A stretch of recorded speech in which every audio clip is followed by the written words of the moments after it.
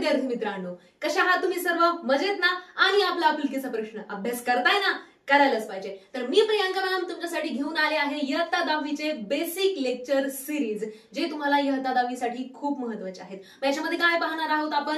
इयत्ता 9वी चे असे काही सायन्सचे बेसिक टॉपिक, असे महत्त्वाचे टॉपिक, महत्त्वाचे लेक्चर किंवा महत्त्वाचे जे काही चॅप्टर्स आहेत जे तुम्हाला 10वीला जसेच्या तसे आहेत. ओके, तर आज आपण पाहणार आहोत carbon and important element. Okay, चला तर आपण सुरू करूया. ओके, तर याच्यामध्ये आपल्याला काय पाहायचंय? सगळ्यात महत्त्वाचं चॅप्टरचं नाव काय आहे? कार्बन. ओके, तर म्हणजे याच्यामध्ये आपल्याला इंट्रोडक्शन कशाचं पाहायचंय? कार्बनचं. मग कार्बन काय आहे? कार्बन आहे एक इलिमेंट. मग काय आहे कार्बन? एक इलिमेंट. मग what is element? Element is a pure substance composed of only one type of atom characterized by a specific number of proton in its nucleus. Okay, शुद्ध मराठी भाषेमध्ये समजून घेऊया. इलिमेंट म्हणजे काय? असा एक पदार्थ आहे, असा एक सबस्टन्स आहे जो कसा आहे? प्युअर आहे. कसा आहे तो? प्युअर. मग प्युअर म्हणजे नेमकं काय? त्याच्यामध्ये असणारा प्रत्येक ऍटम हा एक सारखा आहे आणि त्या इलेमेंटच्या न्यूक्लियसच्या आतमध्ये काही स्पेसिफिक नंबरचे, काही ठराविक नंबरचे, अंकाचे काय आहेत? त्याच्यामध्ये प्रोटॉन आहेत. याला काय म्हटलं जातं? इलेमेंट. पुन्हा एकदा पाहूया आपण. What is element? Element is a pure substance. Element is a pure substance composed of only one type of atom.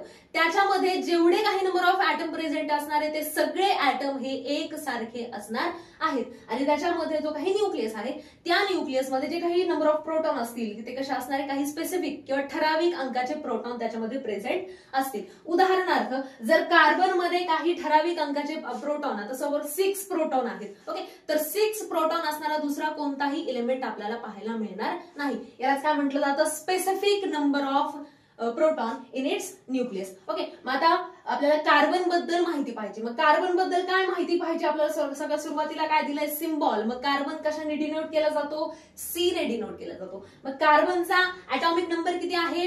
6. Then atomic mass number किती दिलाय त्यांनी? 12.011 यू. यू म्हणजे काय रे? डेल्टॉन. हे एक प्रकारचं युनिट आहे. मग काय आहे ते युनिट? युनिफाईड ऍटॉमिक मास असं त्याला म्हटलं जातं. त्याच्यानंतर पुढे आहे इलेक्ट्रॉनिक कॉन्फिगरेशन. इलेक्ट्रॉनिक कॉन्फिगरेशन किती आहे कार्बनचं? ऑब्व्हियसली जर तुमचा ऍटॉमिक नंबर हा 6 असेल तर तुमचं इलेक्ट्रॉनिक कॉन्फिगरेशन किती असणार आहे? 2,4. आता बऱ्याच मुलांना, बहुतांश मुलांना इलेक्ट्रॉनिक कॉन्फिगरेशन माहित असेल, पण जर कुणाला माहित नसेल तर पहा आपण इलेक्ट्रॉनिक कॉन्फिगरेशन कशा प्रकारे काढू शकतो. ओके, आता सपोज आपण घेतला इथे काय आहे? कार्बन. व्हॉट एव्हर कोणत्याही तुम्ही इलेमेंटचं इलेक्ट्रॉनिक कॉन्फिगरेशन काढू शकता. एक्झाम्पल काय घेतलं आपण? इथं कार्बन घेतलंय. मग इलेक्ट्रॉनिक कॉन्फिगरेशन काढण्यासाठी तुम्हाला सगळ्यात महत्त्वाचं काय माहित असणं गरजेचं आहे? त्याचा ऍटॉमिक नंबर माहित असणं गरजेचं. मग कार्बनचा ऍटॉमिक नंबर किती आहे? 6. मग काय करायचं आपल्याला? सगळ्यात सुरुवातीला मध्यभागी काय करायचंय? कार्बनचा सिम्बॉल काढायचा. मग काय आहे कार्बनचा सिम्बॉल? सी. त्याच्यानंतर याच्यामध्ये तुम्हाला 2 शेल दिसतात. मग हे काय आहे नेमकं? नंबर ऑफ शेल किती असतात? सगळ्यात आता सध्या तरी तुम्हाला किती शेल पाहिजे? ते 4 शेल पाहिजे. मग कोणते आहे? के, एल, एम आणि एन. ओके, मग के शेलची जी काही कॅपॅसिटी आहे ती किती आहे? 2. एल ची किती आहे? 8. देन 18 आणि देन किती आहे? 32. ओके, आता आपल्याला काय पाहायचंय? Electronic configuration. मग पहिली शेल घेतली आपण. पहिली शेल कोणती आहे? के. तिची जी काही व्हॅल्यू आहे किंवा तिची जी काही ऑक्युपाय करण्याची कॅपॅसिटी आहे ती किती आहे? 2. मग मी काय केलं? इथं 2 इलेक्ट्रॉन पुट केले. आता 6 मधून 2 गेले, उरले किती आहे बाबा आपले? 4. मग ते काय करायचे? ते आपल्याला पुढच्या शेल मध्ये काय करायचे? ते फिट करायचे ते. ओके, म्हणजेच काय झालं रे? पहिल्या शेल मध्ये नंबर ऑफ तुमचे जे काही इलेक्ट्रॉन आहेत ते किती आहेत? 2. आणि पुढच्या शेल मध्ये नंबर ऑफ इलेक्ट्रॉन किती आहेत? 4. हेच काय झालं तुमचं कार्बनचं इलेक्ट्रॉनिक कॉन्फिगरेशन. ओके, समजलंय सगळ्यांना इलेक्ट्रॉनिक कॉन्फिगरेशन कसं कॅल्क्युलेट केलं जातं? त्याच्यानंतर आहे व्हॅलन्सी. मग कार्बनची व्हॅलन्सी किती आहे? 4. त्याच्यानंतर non metallic element. Non metallic element म्हणजे काय? कार्बनची ही काय आहे? प्रॉपर्टी. म्हणजेच कार्बन हा नॉन मेटल इलिमेंट आहे. ओके, आय होप तुम्हाला सर्वांना हे समजलेलं असेल. ओके, चालेल. आता याचं काय करून घ्या तुम्ही? स्क्रीनशॉट व्यवस्थित काढून घ्या. ओके, काढलाय स्क्रीनशॉट? नेक्स्ट टॉपिक पाहू. काय आहे ऑकरन्स ऑफ कार्बन, की कार्बन कुठे कुठे आढळतो, कुठे कुठे आपल्याला पाहायला मिळतो. मग कुठे कुठे आढळतो कार्बन? अर्थ क्रस्ट मध्ये आढळतो, ऍटमॉस्फिअर मध्ये आढळतो. अर्थ क्रस्ट म्हणजे नेमकं काय, की जमिनीखाली वेगवेगळे पदार्थ गाडले गेलेले असतात आणि त्या गाडलेल्या पदार्थांच्या मदतीने काय तयार होतं, खनिज तयार होतात आणि त्या खनिजांमध्ये सुद्धा कार्बन प्रेझेंट असतो. त्याच्यानंतर ऍटमॉस्फिअर म्हणजेच काय, वातावरणामध्ये सुद्धा कार्बन प्रेझेंट असतो. आणि पुढे आहे विदिन अ लिव्हिंग ऑर्गॅनिझम. काय याचा मॅटर, विदिन अ लिव्हिंग ऑर्गॅनिझम म्हणजे नेमकं काय, आपल्या बॉडीमध्ये लिव्हिंग ऑर्गॅनिझमच्या बॉडीमध्ये कार्बन प्रेझेंट असतो का? ऑब्व्हियसली असतो. मग कुठे असतो मॅडम? आपण जेव्हा एक्सहेल करतो त्यावेळी आपल्या बॉडीमधून कार्बन डायऑक्साईड बाहेर पडत असतो आणि ऑब्व्हियसली त्याच्यामध्ये काय आहे, कार्बन प्रेझेंट आहे. त्याच्यानंतर पुढे आहे ग्रॅफाइट आणि डायमंड. मग ग्रॅफाइट आणि डायमंड मध्ये सुद्धा कार्बन प्रेझेंट आहे असं म्हणण्यापेक्षा ग्रॅफाइट आणि डायमंड हे कार्बन पासूनच तयार झालेले आहेत असं म्हटलं तर जास्त योग्य असेल. ओके, पुढे आहे compounds like carbon dioxide and carbonate. Carbonate आणि कार्बन डायऑक्साईड अशा कंपाऊंड मध्ये सुद्धा कार्बन प्रेझेंट आहे, आपल्याला तो पाहायला मिळतो. पुढे आहे फॉसिल फ्यूल. मग कोणते कोणते फॉसिल फ्यूल, कोल असेल, पेट्रोलियम असेल किंवा नॅचरल गॅस असेल, याच्यामध्ये सुद्धा कार्बन प्रेझेंट आहे. पुढे आहे carbonaceous nutrients like carbohydrate, protein and fat, जे आपण दैनंदिन जीवनामध्ये खातो. चपाती असेल, भाकरी असेल, फळं असतील, भात असेल, या सगळ्यामध्ये काय प्रेझेंट असतात, काही प्रमाणात कार्बोहायड्रेट असेल, प्रोटीन, फॅट प्रेझेंट असतात. त्याच्यामध्ये सुद्धा कार्बन प्रेझेंट असतो. आणि सगळ्यात शेवटी काय आहे, नॅचरल फायबर. नॅचरल फायबर मग कोणते कोणते, वूल असेल, कॉटन असेल, सिल्क असेल, याच्यामध्ये सुद्धा कार्बन प्रेझेंट असतो. कार्बन आपल्याला पाहायला मिळतो, तो तिथे आढळतो. ओके, नेक्स्ट टॉपिक मध्ये काय सांगितलंय, प्रॉपर्टीज ऑफ कार्बन. मग कार्बनची काय प्रॉपर्टी आहे, सगळ्यात महत्वाची आणि पहिली प्रॉपर्टी काय आहे, एलेट्रॉप. काय आहे मग allotrope? Allotrope are different form of same element.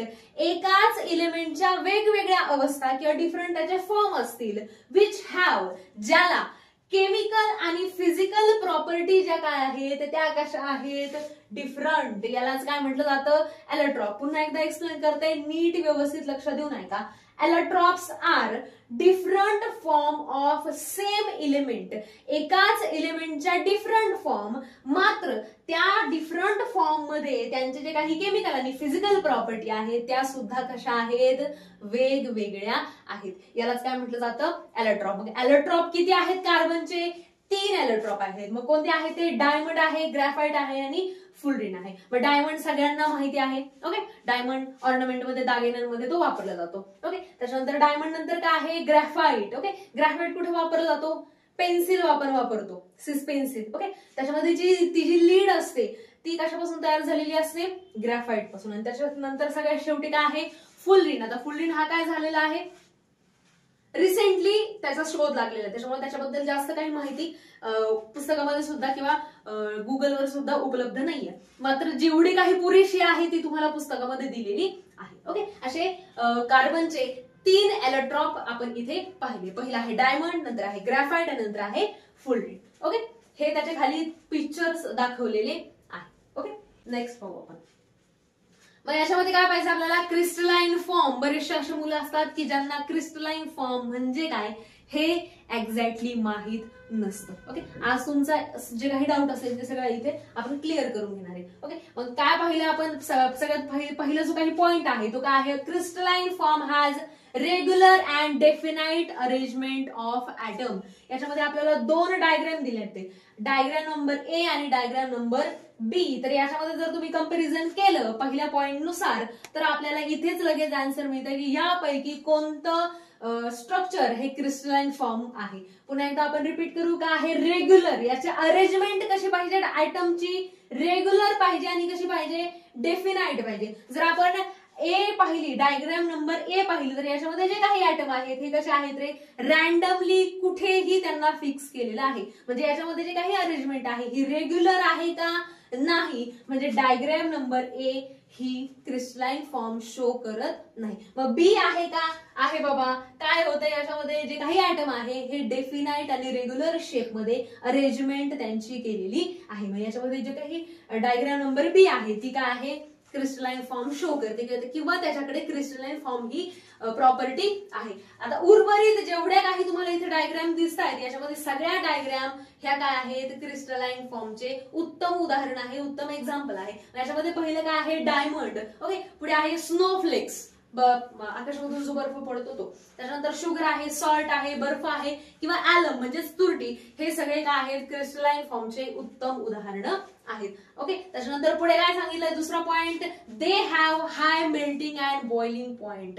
आता जे काही क्रिस्टलाइन फॉर्म किंवा क्रिस्टलाइन प्रॉपर्टी असणारे जे काही घटक असतात यांच्याकडे मेल्टिंग पॉइंट आणि बॉइलिंग पॉइंट हा कसा असतो, हाय असतो. त्याच्यानंतर पुढे काय सांगितलंय, अ crystalline form has definite geometrical shape. यांचे जे काही शेप असतात हे कसे असतात, जॉमेट्रिकल शेप असतात. ओके, त्याच्यानंतर त्यांचे ज्या एजेस असतात हे कशा असतात, शार्प. एजेस मीन्स व्हॉट, त्यांचे जे काही कडा असतात, टोक असतात ते कसे असतात, टोकदार असतात. आणि त्याच्यानंतर काय सांगितलंय, त्यांचे जे काही सरफेस असतात हे कसे असतात रे, प्लेन असतात. उदाहरणार्थ जर तुम्ही साखरेचा एक कण घेतला तर तो जो काही कण असतो हा मोस्ट ऑफ कसा असतो रे, चौकोनी असतो, स्क्वेअर शेप मध्ये असतो. ओके, म्हणजे झालं जॉमेट्रिकल शेप. ओके, त्याच्यानंतर त्याच्या जे काही कडा आहेत त्या कशा असतात रे, शार्प असतात. आणि त्याचा जो काही कडांच्या मधला जो स्पेस आहे तो कसा असतो रे, सरफेस आहे तो कसा असतो, प्लेन असतो. ओके, आय होप तुम्हाला क्रिस्टलाइन फॉर्म म्हणजे काय समजलेलं असेल. ओके, पटकन याचा स्क्रीनशॉट काढून घ्या. ओके, घेतला का स्क्रीनशॉट? नेक्स्ट टॉपिक पाहूया आपण. नेक्स्ट टॉपिक आहे डायमंड. डायमंड सगळ्यांना माहिती आहे. मग भारतामध्ये कुठे आढळतो डायमंड? कर्नाटक आणि मध्य प्रदेशमध्ये मोस्ट ऑफ डायमंड आपल्याला पाहायला मिळतो. मग भारत, हे झालं भारतापुरतं. ओके, भारताच्या बाहेर कुठे कुठे सापडतो? साऊथ आफ्रिकामध्ये सापडतो, ब्राझील, बेल्जियम, रशिया आणि अमेरिकामध्ये सुद्धा डायमंड आपल्याला सापडतो. म्हणजे डायमंडच्या तिथं खाणी आहेत, हिऱ्याच्या खाणी आहेत. आता याच्यामध्ये पुढे काय आहे, स्ट्रक्चर ऑफ डायमंड. काय आहे डायमंडचं स्ट्रक्चर? इथे तुम्हाला आकृती व्यवस्थित दिसत असेल. ओके, हे आहे डायमंडचं स्ट्रक्चर. मग याच्यामध्ये काय आहे, एक सिंगल कार्बन दुसऱ्या 4 कार्बनला जोडलेला आहे आणि याच्यामुळेच इथं कोणतं स्ट्रक्चर फॉर्म होत आहे, टेट्रागोनल स्ट्रक्चर इथं फॉर्म होत आहे. ओके, आणि हे कोणत्या बेसिसवर आहे किंवा कोणत्या फॉर्म मध्ये आहे, 3D मध्ये आहे. ओके, मग काय आहे structure of diamond? Diamond has a tetragonal 3 dimensional structure. Okay, due to tetragonal structure. आता या टेट्रागोनल स्ट्रक्चर मुळेच तो काय बनलेला आहे, हार्ड बनलेला आहे. Okay, carbon atom is bonded with another 4 atom with covalent bond. काय पाहिलं आपण ह्या 3 पॉइंट मध्ये? पहिला पॉइंट काय पाहिला, डायमंड हा कसा आहे, टेट्रागोनल आहे. पण टेट्रागोनल म्हणजे काय, त्या डायमंडच्या स्ट्रक्चर मध्ये असणारा एक कार्बन दुसऱ्या 4 कार्बनला जोडलेला आहे. त्याच्यामुळे ते तिथं कोणतं स्ट्रक्चर फॉर्म होत आहे, टेट्रागोनल स्ट्रक्चर फॉर्म होत आहे. आणि ह्याच टेट्रागोनल स्ट्रक्चरमुळे डायमंड हा काय बनलाय, हार्ड बनलाय. आणि त्याचं जे काही टेट्रागोनल स्ट्रक्चर आहे हे कोणत्या बॉन्डच्या मदतीने तयार होत आहे, कोव्हॅलंट बॉन्डच्या मदतीने तयार होत आहे. ओके, आय होप तुम्हाला हे व्यवस्थित समजलेलं असेल. पटकन याचा स्क्रीनशॉट काढून घ्या, आपण पुढचा पॉइंट पाहू. ओके, स्क्रीनशॉट काढलाय, आपण नेक्स्ट पॉइंट पाहू. आता याच्यामध्ये काय पाहायचं आपल्याला, प्रॉपर्टी ऑफ डायमंड. मग प्रॉपर्टी ऑफ डायमंड मध्ये पहिली आणि फेमस प्रॉपर्टी काय आहे, pure diamond is a hardest natural substance. Pure diamond कसा ओळखायचा, जो व्हाईट ट्रान्सपरंट डायमंड असतो तो कसा असतो, प्युअर असतो. मग बाकीचे जे असतात कलरफुल, व्हाईट वगैरे, सॉरी व्हाईट नाही, ब्लॅक असेल, अदर दॅन व्हाईट सोडून जे काही बाकीच्या रंगाचे जे डायमंड असतात ते कसे असतात, त्याच्यामध्ये थोड्या प्रमाणात इम्प्युरिटी प्रेझेंट असते. मात्र आपल्याला इथं सगळ्यात महत्वाचा पॉइंट काय आहे, महत्वाची प्रॉपर्टी काय आहे, प्युअर डायमंड बद्दल आपल्याला त्यांनी सांगितलंय की प्युअर जो काही डायमंड आहे तो कसा आहे, हार्डेस्ट नॅचरल सबस्टन्स. पुढे काय आहे, the density of diamond is 3.5 gram per centimetre cube. Okay, आता डायमंडची जी काही डेन्सिटी आहे ती कशी आहे रे, जास्त आहे, 3.5 ग्रॅम पर सेंटीमीटर क्यूब. याचाच अर्थ काय की डायमंड मध्ये जे काही इलेक्ट्रॉन आहेत हे कसे आहेत, फुल्ली पॅक आहेत. Okay,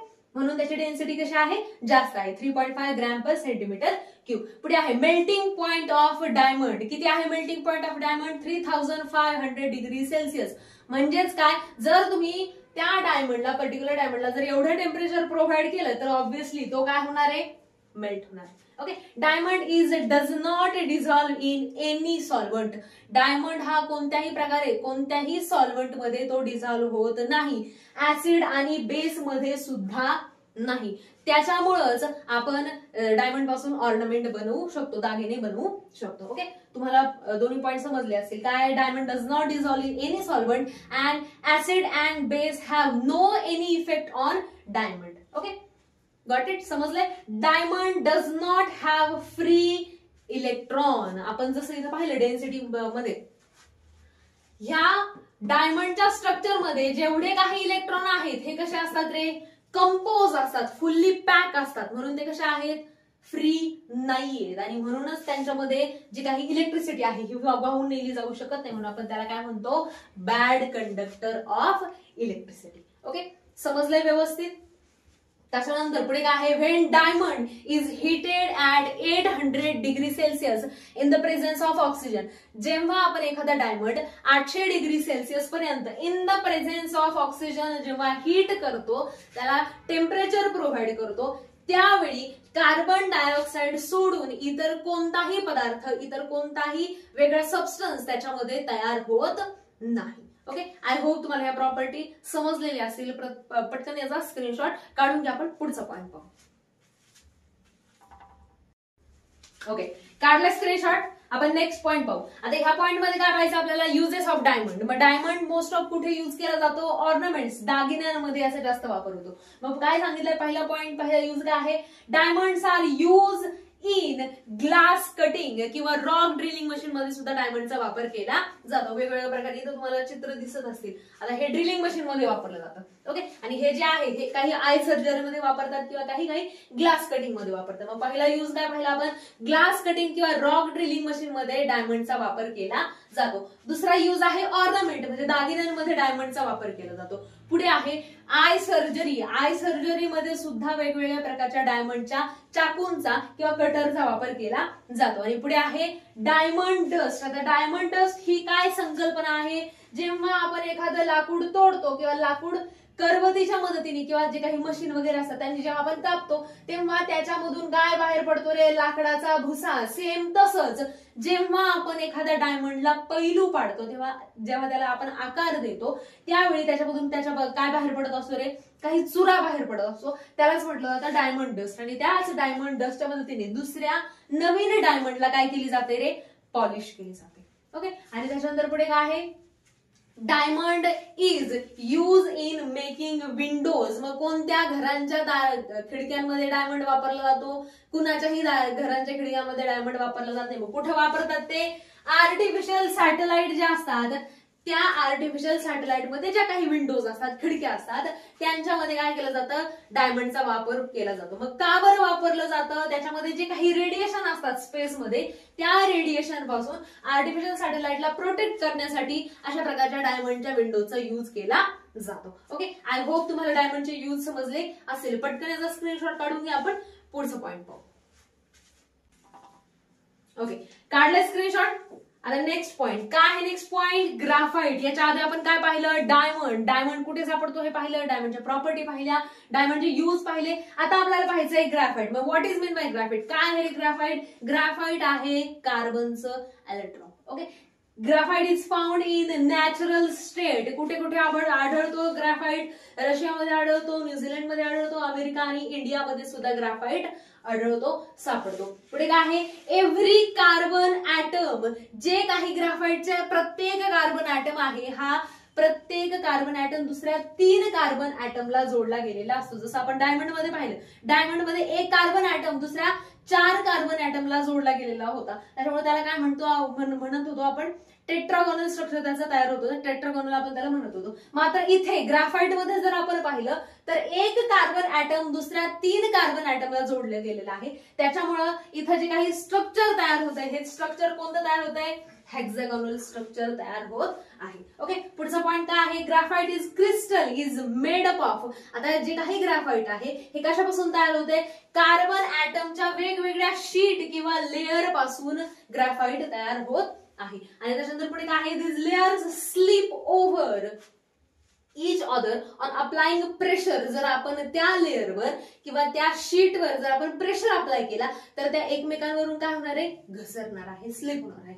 1 layer of graphite. त्याच्यामध्ये जी काही एक लेअर असेल ग्राफाइटची, त्या एका लेअरला काय म्हटलं जातं, ग्राफीन असं म्हटलं जातं. ओके, आय होप तुम्हाला ग्राफाइट बद्दल जे काही इंट्रोडक्टिव्ह जे काही पॉइंट असते हे तुम्हाला व्यवस्थित समजले असतील. पटकन स्क्रीनशॉट काढून घ्या. आपण पुढचा पॉइंट पाहू. ओके, घेतला स्क्रीनशॉट. आता पुढचा पॉइंट पाहू. काय आहे ग्राफाईट. याच्यामध्ये तुम्हाला ग्राफाईटचं जे काही हेक्सागोनल स्ट्रक्चर आहे हे व्यवस्थित दाखवलेलं आहे. याच्यामध्ये जर तुम्ही पाहिलं तर एक कार्बन ऍटम दुसऱ्या 3 कार्बन ऍटमला जोडला गेलेला आहे. ओके, याला काय म्हटलं जातं हेक्सागोनल स्ट्रक्चर. आणि त्याच्यानंतर इकडे काय दिलेलं तुम्हाला ग्राफाईटचं चित्र तुम्हाला दाखवलेलं आहे. ओके, समजलंय. पुढचा पॉइंट घ्या. काय आहे पुढचा पॉइंट, प्रॉपर्टीज ऑफ ग्राफाईट. मग ग्राफाईटच्या प्रॉपर्टी काय आहेत रे.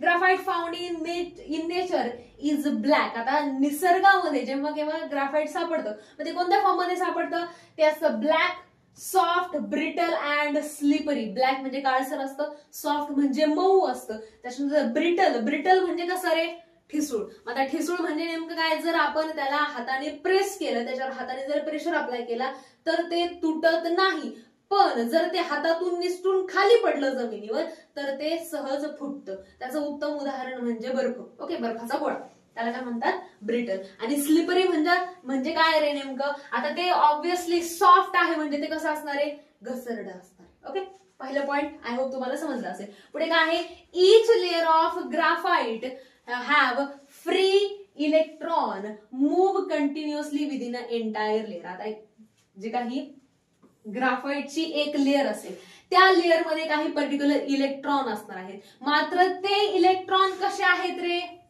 फ्री आहेत. मग ऑब्व्हियसली जर ते फ्री असतील तर ते काय करतील रे, एका ठिकाणावरून दुसऱ्या ठिकाणी त्यांची मुवमेंट चालू असणार आहे. आणि ज्या सबस्टन्स मध्ये, ज्या कंपाऊंड मध्ये ते जे काही इलेक्ट्रॉन आहे हे जेव्हा फ्री असतात, जेव्हा ते मूव्ह करत असतात तेव्हा त्याच्यामधून इलेक्ट्रिसिटी पास होते. म्हणूनच आपण ग्राफाईटला काय म्हणू शकतो, graphite is a good conductor of electricity. मग का बरं ते गुड कंडक्टर ऑफ इलेक्ट्रिसिटी आहे, कारण की ग्राफाईट मध्ये असणारे जे काही इलेक्ट्रॉन आहेत हे कसे आहेत, फ्री आहेत, ते मूव्ह होतात. ओके, त्याच्यानंतर पुढे काय आहे, due to the layer structure graphite can be use for writing on paper. आता जे काही ग्राफाईट आहे याचं स्ट्रक्चर कसं आहे रे, लेअर स्ट्रक्चर आहे. आणि लेअर स्ट्रक्चर असल्यामुळेच आपण ते पेपरवर लिहिण्यासाठी वापरू शकतो. मग कुठे वापरतो आपण, जी काही पेन्सिल असते, सिस पेन्सिल म्हणतो आपण त्याला, त्याच्यामध्ये ग्राफाईटचा वापर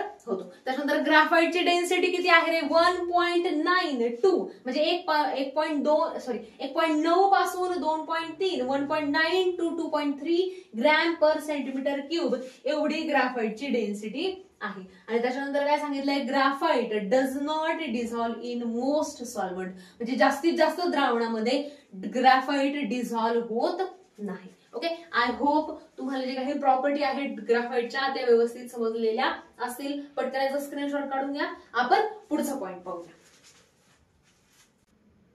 ओके, काढलाय screenshot.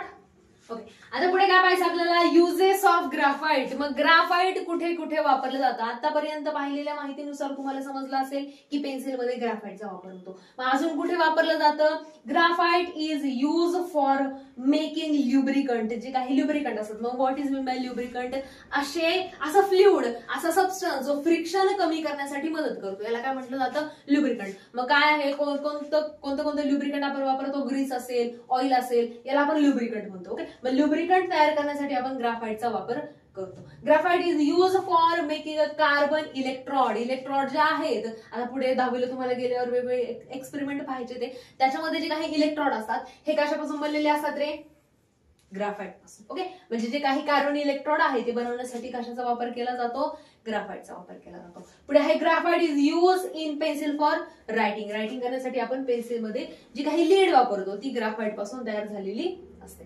Graphite is use in paint and polish. Polish करण्यासाठी जे काही फ्लुइड किंवा क्रीम्स वगैरे असतात त्याच्यामध्ये, आणि पेंट मध्ये सुद्धा ग्राफाईट आपल्याला पाहायला मिळतं. आणि त्यानंतर सगळ्यात शेवटी काय आहे, जे काही आर्क लॅम्प असतात त्या आर्क लॅम्प मध्ये ब्राईट लाईट मिळवण्यासाठी सुद्धा कशाचा वापर केला जातो, ग्राफाईटचा वापर केला जातो. ओके, आय होप तुम्हाला ग्राफाईटची युजेस समजलेले असतील. ओके, पटकन याचा स्क्रीनशॉट काढून घ्या. आपण पुढचा पॉइंट पाहू.